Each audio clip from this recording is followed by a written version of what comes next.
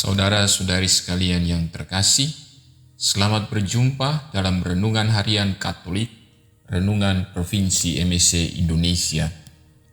Hari ini adalah hari Jumat dalam Pekan Prapaskah yang pertama. Kita akan merenungkan bacaan-bacaan kitab suci dari kitab Yesaya pasal 58 ayat 1-9a dan Injil Matius pasal 9 ayat 14-15. Kedua bacaan ini berbicara tentang puasa.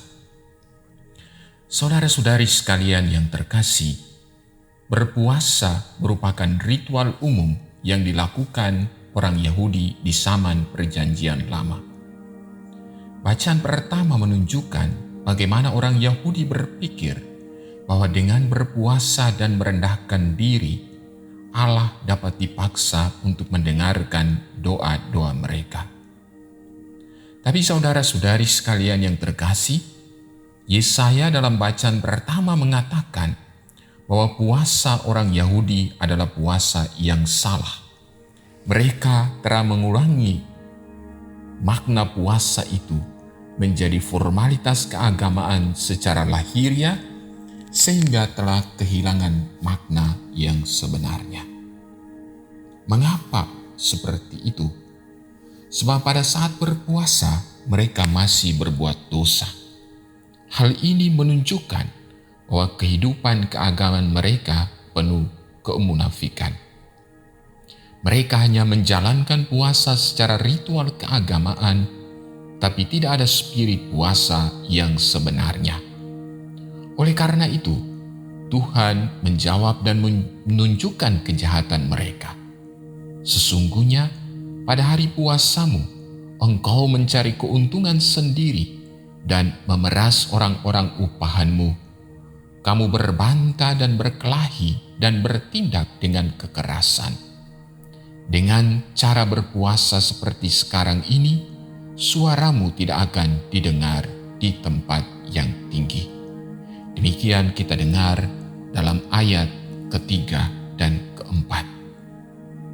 Saudara-saudari sekalian yang terkasih, puasa yang benar seharusnya memiliki makna ibadah yang sesungguhnya di dalam kehidupan rohani dengan perilaku yang nyata di dalam kekudusan hidup setiap hari. Seperti itulah yang disebutkan di dalam Yesaya pasal 58 ayat 6-9. Membuka belenggu-belenggu kelaliman, melepaskan tali-tali kuk, memerdekakan orang yang teraniaya, dan mematahkan setiap kuk, membagi roti bagi orang yang lapar. Terimalah orang-orang gelandangan di rumahmu, dan berilah pakaian kepada orang telanjang. Saudara-saudari sekalian yang terkasih, orang Yahudi di zaman Perjanjian Baru tidak menerapkan puasa satu kali dalam 1 tahun, melainkan berpuasa tiap hari Senin dan Kamis. Bahkan puasa bisa ditambahkan di waktu-waktu khusus.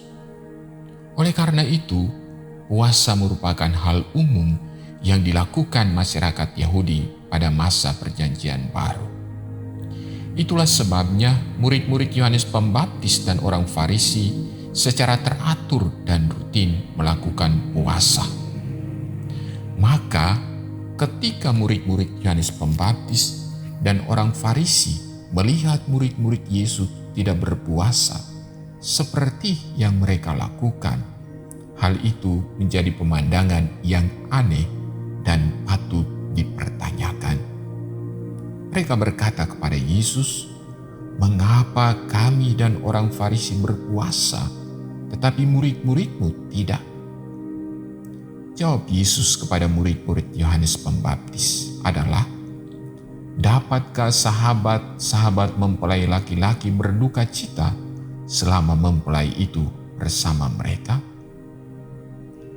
Saudara-saudari sekalian yang terkasih, mempelai laki-laki yang dimaksud oleh Yesus dalam perumpamaan tersebut adalah dirinya sendiri. Selama Yesus masih ada bersama dengan murid-murid, maka murid-murid dapat menikmati semua hal tentang kerajaan surga yang tengah diberitakan oleh Yesus. Akan tetapi Yesus menegaskan bahwa akan tiba waktunya bahwa mempelai laki-laki akan diambil dari mereka oleh orang-orang yang tidak percaya dan menolak Yesus. Ketika Yesus diambil dari murid-murid, pada waktu itulah mereka akan berpuasa. Saudara-saudari sekalian yang terkasih, dua bacaan ini memberi pesan apa untuk kita di masa Prapaskah, masa puasa ini?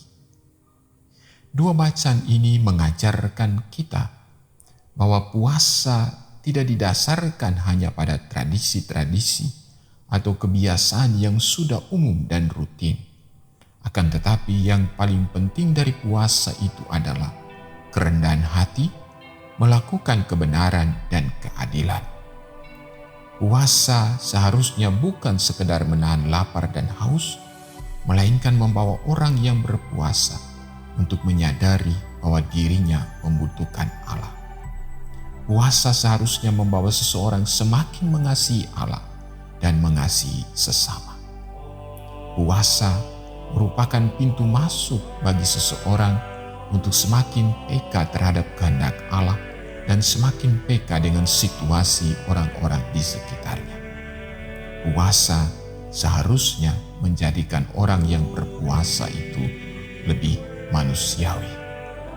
Sebab tujuan yang sebenarnya dari puasa adalah untuk menyucikan hati orang dan mengubah kehidupan manusia.